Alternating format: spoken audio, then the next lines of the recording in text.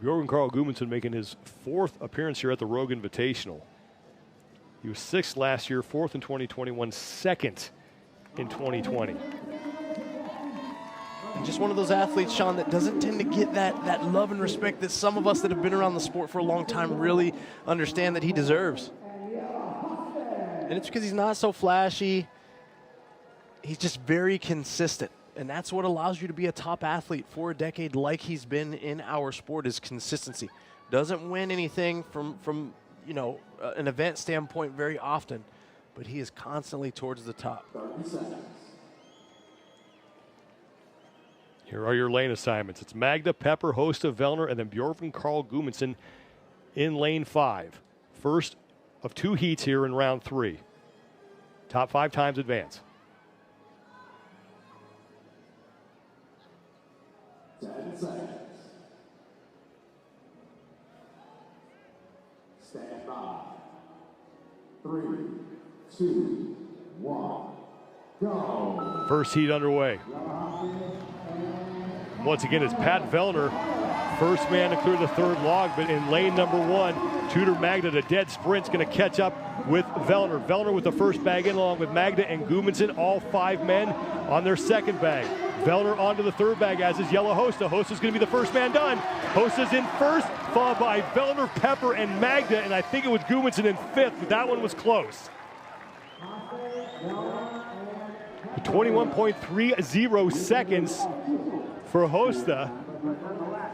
Vellner a half second behind him, followed by Pepper, and it was Magda, and then Gudmundsson in 5th. Hosta is just so fast with those bags. He's rangy. He can put those arms right around those things from a center distance between him and the teeter.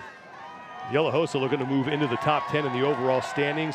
He's only 5 points back of Travis Mayer for 10th place. And Pat was fast over those logs there on that round. So was Tudor.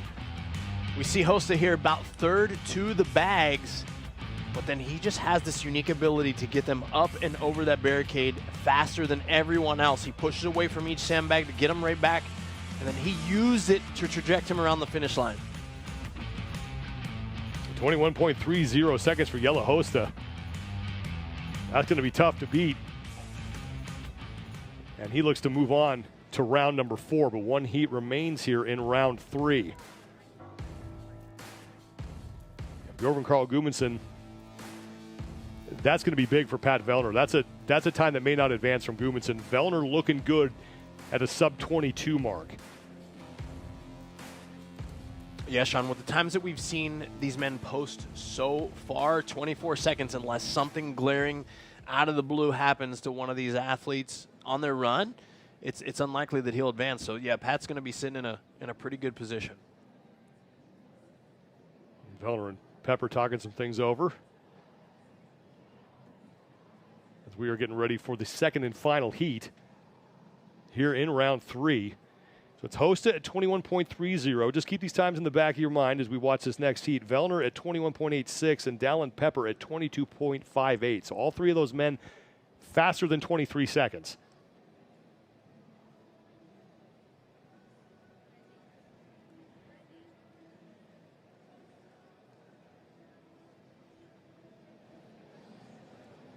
Let's take one more look at that last heat. And Pat Vellner, despite the fact that he got the bye, it looks like he figured out these logs very quickly. Yeah, he did, and he's got some experience with objects like this, of course, through his years of competing at the CrossFit Games.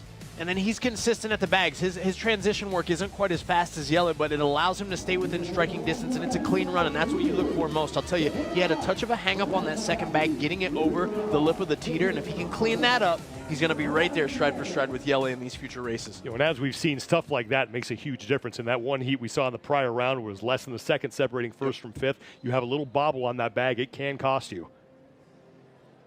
So Bailey Martin leading the way out here, followed by Ricky Garrard,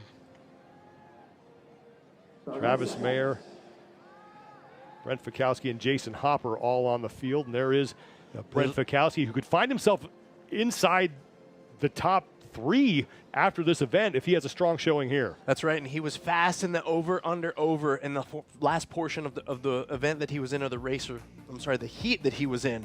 So it's all about, can he seize the moment at the bags?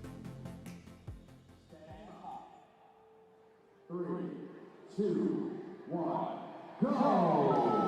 Here we go, ladies and gentlemen. Second final heat here in round 3 is underway, and it is dead even to the bags. Travis Mayer is towards the bag, but Fikowski, Hopper, Garrard, and Martin all getting to the bag at the same time. This is going to be another close one. Hopper has the second bag. Hopper has the third bag. Garrard gets hung up. Garrard got hung up, and it's Hopper who's going to win. Garrard's going to take fourth, followed by Martin, and Ricky Garrard got hung up on his third bag, and that cost him. It looks like he was going to race to the finish with Hopper, but it cleared the way for Hopper to win that heat. 20.52 seconds. Travis Mayer at 21.18. Hopper and Mayer both faster than the top 3 times from that prior heat. Fikowski looks like he's going to stay alive. Not sure Garrard, Martin, or Dallin Pepper are going to advance, but we'll see as this gets sorted out. But keep an eye on Ricky Garrard. He had a great run until he got to the third and final bag. He did. It was neck and neck completely all the way through for the top 4 athletes. Mayer bringing in the tail end, of course, and then somehow he was able to close a ton of ground on these athletes here at the bag. And Ricky looked good. It looked clean even up until this point. And then a bobble from Bailey Martin as well. And that's what gets you. You got to see it all the way through, up and over the lip of that teeter.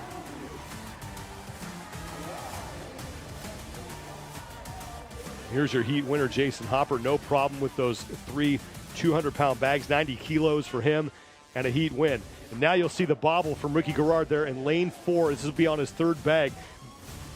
Martin has a problem on bag number 2. This is where Garrard loses some valuable time right there, trying to work it over the lip.